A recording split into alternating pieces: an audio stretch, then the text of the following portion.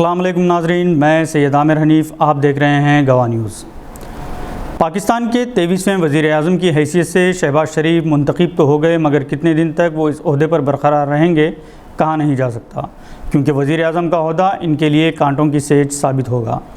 متحدہ اپوزیشن نے عمران خان کے خلاف تحریک عدم اعتماد کو بیرونی طاقتوں کی ایما پر کامیاب تو بنا دیا، مگر عمران خان نے اپنی آخری گیند کچھ اس طرح سے پھینکی کہ متحدہ اپوزیشن یہ سمجھ نہیں پائی کہ عمران خان بازی ہارے ہیں یا اپوزیشن کی کامیابی میں ان کی اپنی ہار ہے، کیونکہ باوقار عہدہ تو مل گیا، مگر لگتا ہے کہ پاکستان کی سرزمین اپوزیشن ارکان کے لیے جو اب اقتدار میں آ چکے ہیں تنگ ہو چکی ہے۔ پاکستان کے کروڑوں عوام عمران خان کی حمایت میں سڑکوں پر ہیں اور نئی حکومت اور اس کی حمایتی ارکان کے خلاف زبردست نعرے بازی ہو رہی ہے۔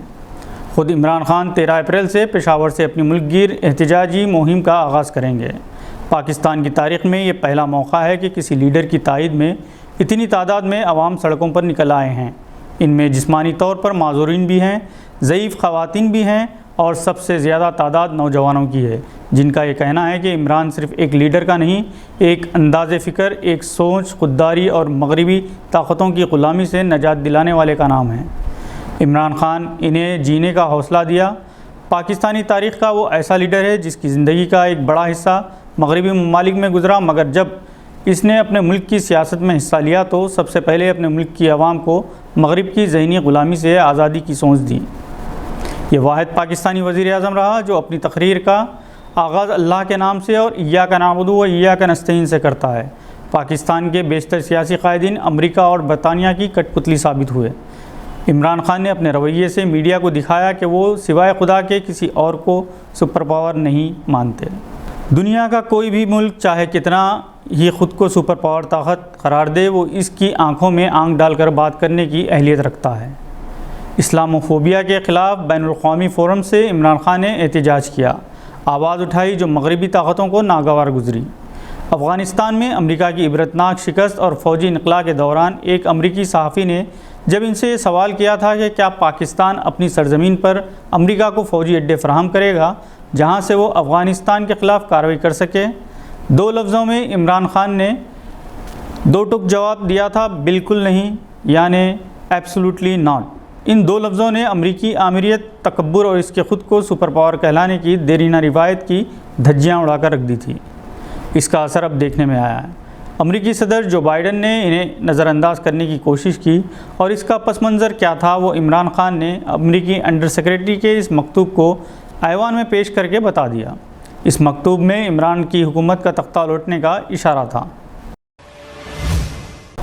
عمران خان کی زیر قیادت پاکستان تحریک انصاف کے تمام ارکان پارلیمنٹ نے استعفیٰ دے دیا، جس کے بعد ایوان کی کارروائی بے معنی ہو کر رہ جاتی ہے۔ پاکستان کے دستور کے مطابق قانون سازی، اصلاحات وغیرہ کے لیے ایوان پارلیمان میں بحث ضروری ہے۔ حکومت داخلی مسائل جیسے آسمان کو چھونے والی مہنگائی، روزگاری سے بھی نمٹنے کی کوشش کرے گی تو دوسری طرف تحریک انصاف کے عوام احتجاج کا سامنا بھی کرے گی اور ملک ایک بحران سے دوچار ہوگا۔